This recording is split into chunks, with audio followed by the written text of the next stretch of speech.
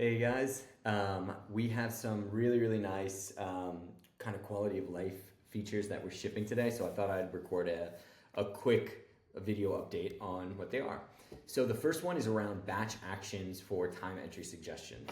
So right now you can click on time entry suggestions on the home, you can accept and you can change the tags. Now if you do command click on macOS or control click on Windows, you can actually select multiple. They'll get highlighted in purple.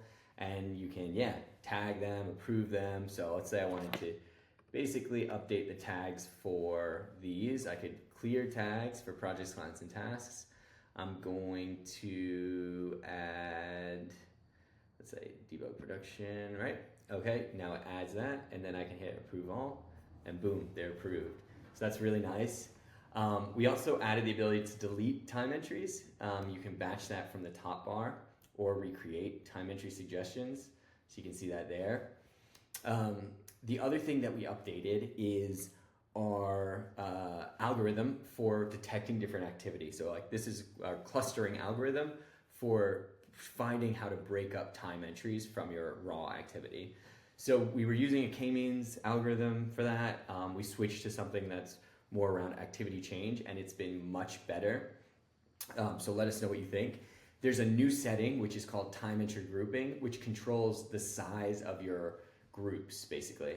So if you want more smaller groups, like smaller time entries that are more granular, you slide it this way, or fewer, larger, you slide it that way.